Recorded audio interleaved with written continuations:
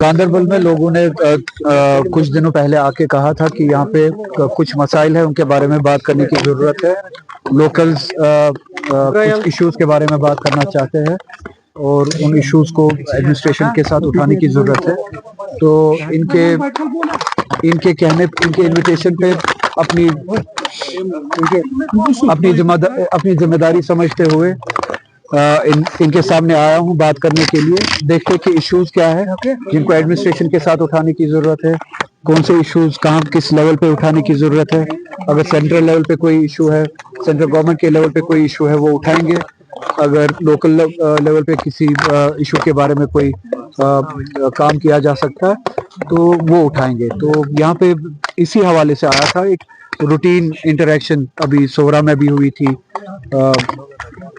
आज उसी सोहरा के बाद इस वक्त गांदरबल में आया। इसी तरह से पुलवामा, शुपियां और हमारे साउथ की जितनी भी कॉन्स्टिट्यूंसीज है वहाँ पे जाके लोगों के साथ इंटरेक्शन करने की कोशिश करता हूँ। मुझे नहीं पता कि कौन सी मीटिंग चल रही है, किस हवाले से मीटिंग चल रही है। अगर वर्किंग कमेटी की मीटिंग चल रही है तो मैं वर्किंग कमेटी का परमानेंट मेंबर हूँ।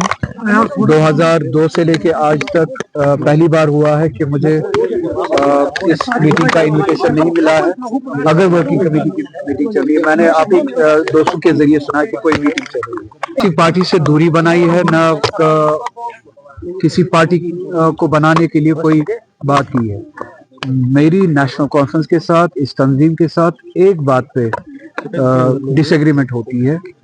वो ये है कि हमने जिस नाम से, जिस वादे पे लोगों से वोट लिया 2024 में, सबसे बड़ा वादा ये था कि हम अपने आईनी प्रोटेक्शन जो 370 के जरिए हमें प्रोटेक्शंस मिली, आईनी गारंटीज, उन प्रोटेक्शंस की वापसी के लिए लड़ाई लड़े।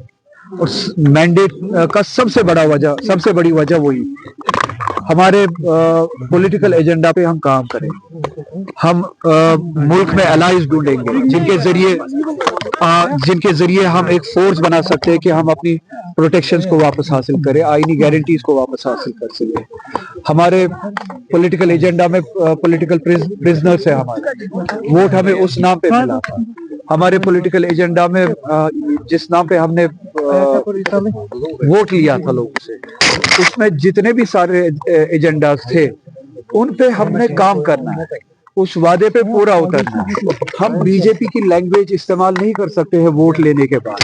वोट हम इस नाम पे लेके हम 370 के जरिए जो प्रोटेक्शंस थे, उन प्रोटेक्शंस की वापसी के लिए लड़ाई लड़ेंगे। और इलेक्शन के दौरान हम ये कहे कि जो बात करता है वो बीजेपी का एजेंडा यहाँ पे फैला रहा है या वो बीजेपी की लैंग्वेज इस्तेमाल कर रहा है।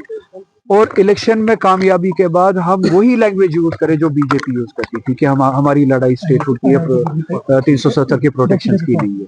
तो मेरी बात यही है, मेरी डिसएग्रीमेंट इसी बात पे है कि जिन वादों पे, पॉलिटिकल एजेंडा पे हमने वोट लिया है, हमें उस पॉलिटिकल एजेंडा पे काम करना है। हमें 370 के जरिए प्रोटेक्शन जो मिली थी उन प्रोटेक्शन के लिए काम करना है। इसी के साथ साथ रिजर्वेशन का इशू है, एम्प्लॉयमेंट का इशू है, रूटीन गवर्नेंस के हवाले से, बिजली के हवाले से जो वादे दिए गए थे, रूटीन गवर्नेंस के जो वादे दिए गए थे, एम्प्लॉयमेंट के जो वादे दिए गए थे, उन पे हमें अमल करना है। 1 साल से ज्यादा हो चुका है। अब 1 साल से ज्यादा अरसा गुजरने के बाद आप मुझे बताइए, अगर हमने ना पॉलिटिकल एजेंडा पे काम किया, 370 के हवाले से हमने कोई काम,